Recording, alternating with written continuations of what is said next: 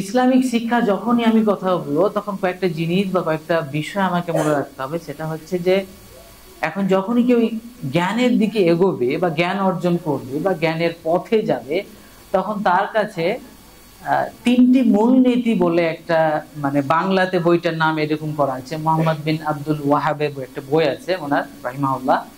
তো বাংলাতে ট্রান্সলেশনে বইটার নাম হচ্ছে এরকম, তিনটি মূলনীতি। ওইখানে তিনি কথা বলছেন যে যখনই কেউ শিক্ষা অর্জন করতে যাবে তার কাছে এই তিনটে জিনিস বা তিনটে পয়েন্ট কিন্তু তার মধ্যে থাকা দরকার। প্রথম জিনিসটা হচ্ছে কি, তার মধ্যে সে যাতে আল্লাহর পরিচিতিটা পায়, যে আল্লাহ কে, আল্লাহর জ্ঞানটা যাতে থাকে। আমরা যতক্ষণ পর্যন্ত না আল্লাহ সম্পর্কে বা আমাদের যে রব সম্পর্কে যদি ধারণাই ঠিক সঠিক না রাখতে পারি, তাহলে আমরা তাকে কিভাবে মানবো, তাকে কিভাবে তার কথাগুলো আমরা বাস্তবিক জীবনে প্রয়োগ করব, সেটা কিন্তু সমস্যায় পরিণত হবে, যেটা জেনারেলি আমাদের আশপাশের সমাজকে দেখলে আমরা কিন্তু ক্লিয়ার একটা দৃশ্য পাবো। সেকেন্ড একটা পয়েন্ট ওখানে উনি আনছেন, সেটা হচ্ছে যে ইসলামের টোটাল ধারণাটা বা ইসলামের মৌলিক বা মূল ধারণাটা তার মধ্যে থাকা দরকার। থার্ড একটা পয়েন্ট উনি নিয়ে আসছেন মূলনীতির মধ্যে, সেটা হচ্ছে যে নবী করিম সাল্লাল্লাহু আলাইহি ওয়াসাল্লাম সম্পর্কে জানা। তাহলে একটা মানুষ যখনই জ্ঞানের দিকে এগোবে, জ্ঞান অন্বেষণের দিকে একটা ছাত্র যখন এগোবে, তখন তার কাছে এই তিনটে পয়েন্ট অবশ্যই তার কাছে আগে থাকা দরকার। ঠিক আছে? এখন এই বাস্তব জীবন হিসেবে যদি আপনি কল্পনা করেন, আমরা একাধারে এই মাদ্রাসা বা মক্তব বিভিন্ন ধরনের শিক্ষার কথা বলি, আর আমাদের এক সাইডে আমরা দেখি যে স্কুল বা কলেজ এই রকমের কথা আছে, বিষয়টা আমরা দেখতে পাই।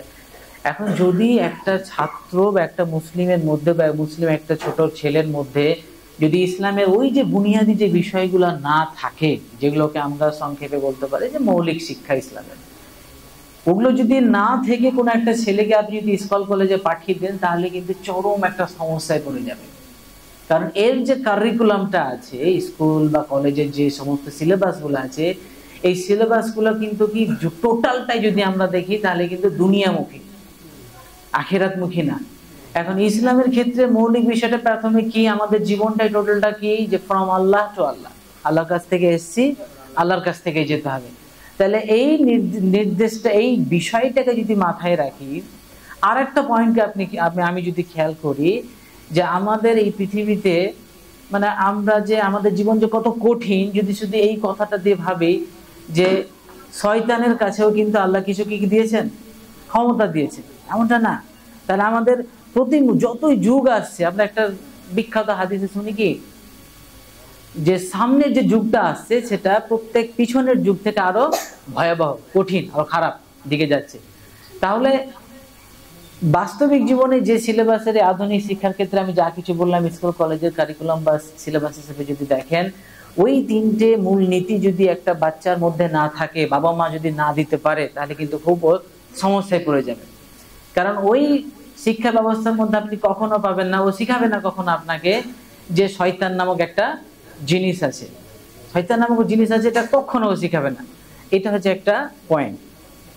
এর মধ্যে দেখেন আরেকজনের কথা আমরা বলি, আমরা অনেক এরকম কথা পাবেন যে ইসলামে কিছু বিষয় সম্পর্কে ইসলামের জ্ঞান অর্জন করাটা ফরজ একটা জিনিস, ঠিক আছে, সবার জন্য, কিছু অন্তত কিছু বিষয়গুলা।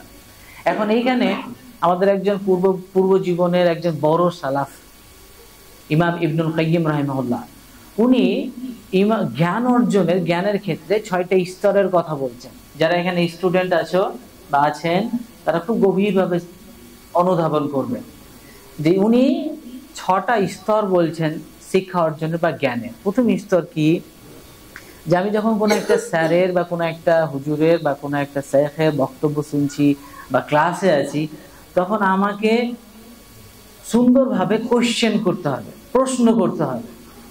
এখন আমি যদি প্রশ্ন করি সুন্দরভাবে, তাহলে প্রশ্ন করতে গেলে আমার মধ্যে কি থাকা দরকার, ওই যে 1 ঘন্টা বা 8 ঘন্টা ক্লাস হলো বা উনি পড়ালেন, পাঠদান করলেন, ওই পাঠদানটাকে আমাকে খুব গভীরভাবে শুনতে হবে। যদি গভীরভাবে না শুনি, তাহলে কিন্তু আমি সুন্দরভাবে প্রশ্ন করতে পারবো না।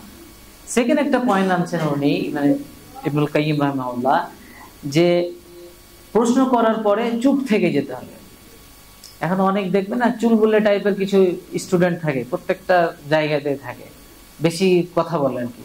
তো প্রশ্ন করার পরে আপনাকে চুপ থেকে যেতে হবে। চুপ থাকার পরে যখন প্রশ্নটা আসছে, তখন প্রশ্নটার উত্তরটাকে আপনাকে গভীর মনোযোগ সহকারে আপনাকে শুনতে হবে এবং অনুধাবন করতে হবে।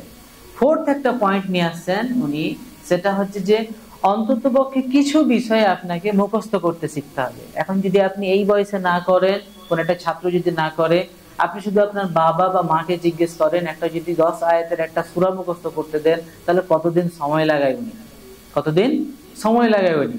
তাহলে এই বয়সে আরেকটা চতুর্থ পয়েন্ট নিয়ে আসছেন কিছুটা হলেও মুখস্থ করা। পঞ্চম পয়েন্ট উনি নিয়ে আসছেন খুব সুন্দর